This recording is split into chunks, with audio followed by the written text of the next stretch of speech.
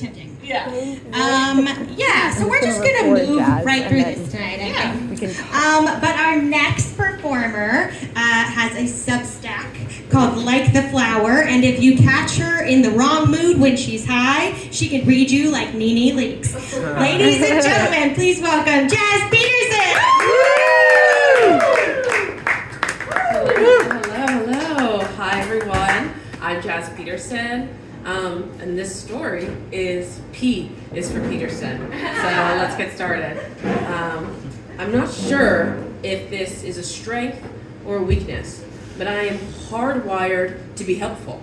This is definitely a trait I'd like to bring to the nature versus nurture debate for sure. I need answers on who did this to me. It's like the Disney princess birth curse. I legitimately have to do everything in my power to help someone if they ask me for help. Even if they don't ask, even if I'm busy, even if I'm tired. I can definitely read into things too much and create extra work for myself. What a blessing. Anyway, I generally am a helpful person, and I'm not only willing, but useful too. A double whammy when it comes to lending a helpful hand. And I can help with anything too. It doesn't have to be serious, like doing CPR at a community swimming pool, or the Heimlich maneuver on a choking elderly person at a restaurant. I'm not a hero type. I'm a helper. Plus, I'm not even certified in either technique. The kind of help I'm talking about is like when you're at work and need to fight someone over email, and you want to sound tough, but polite, but also right. I would take the time out of my day and help someone do that. I especially love to help someone fight over email. But let me give you better context. Who here has taken an Enneagram test? I'm in Brooklyn, so I know there's a few of you out there. And for those who aren't familiar, it's a personality assessment. Recently, I've been diving into self-awareness tactics and discovered through this test that I'm a type 1. Type 1?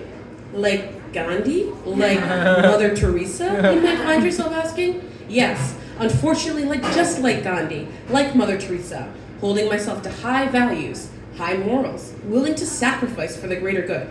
Why does it have to be me? Because truthfully, this helpfulness has sometimes gotten me into trouble for falling too close to that aforementioned selflessness. That all too familiar dance with putting yourself in last place. No, a little further back in the line, Jazz. Don't be selfish. Think of the others. But sometimes it is important to put your own needs first. Like that one time in middle school. I'm a 6th grader. In this era, people would describe me as precocious and charismatic. I wear my hair in twists with beads at the end that jingle when I walk. I wear patterned socks and have a pair of Converse in every color to spice up my lame uniform, khakis and white polos. I'm loud, definitely obnoxious, but make it cute, and confident. To be 11.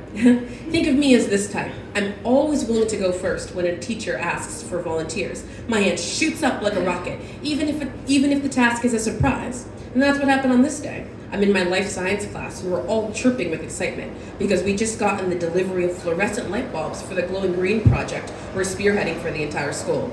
Incandescent light bulbs are bad for the environment, don't you know? And we, the class of 2013, are leading the way to saving the planet. We orchestrated a campaign across the school and families and teachers alike placed orders to replace their toxic bulbs.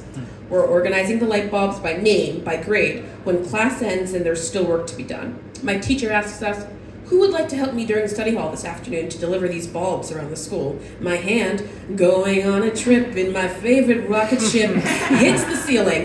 Me. I can help deliver the bulbs during study hall. Mrs. XYZ agrees and writes me an excuse note for me to bring to the study hall later that day. I'm thrilled. The end of the day finally comes and I get to the study hall and hand in my note. How long is this gonna take? I don't know, I didn't ask. You aren't gonna dilly-dally, are you? And you're gonna come right back when you're done, right?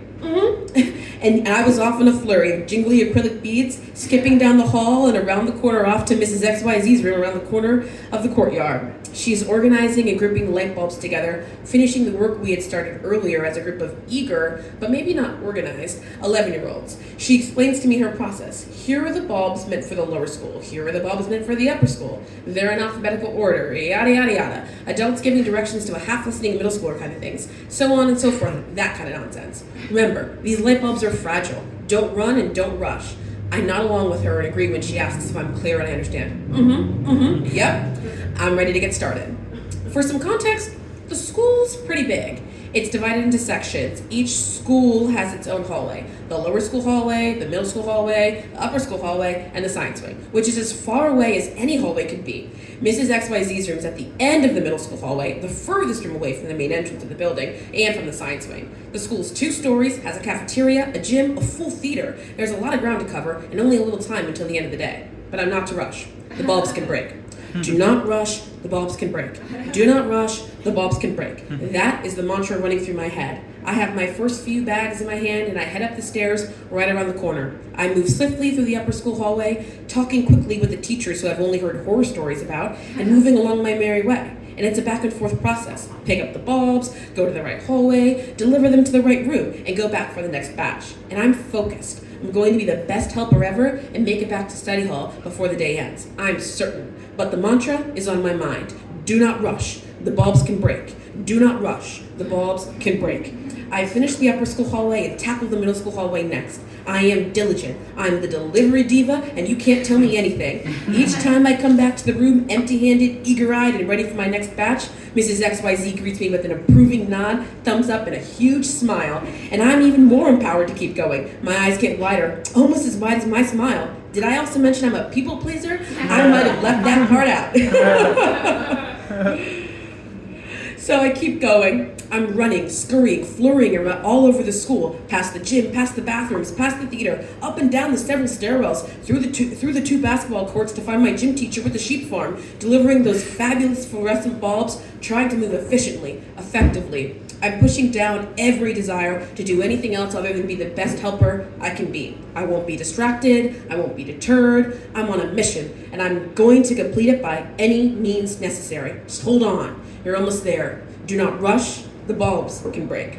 And I really do complete the task by any means necessary. I don't rush, I take just the right amount of time to get everything delivered before the end of the day. I make my last delivery in the science wing, take my first fast sprint of the afternoon off to the bathroom, be quick, and back to Mrs. XYZ's class to let her know that I'm all done. She thanks me for my help. You were the best, you were the best, you were the best. She gives me a tight hug that only a loving middle school science teacher could give. She gives me a sort of sideways look when she lets go, and I smile big, big, big, and meeting her questioning eyes. She smiles, nods slowly now, thanking me again.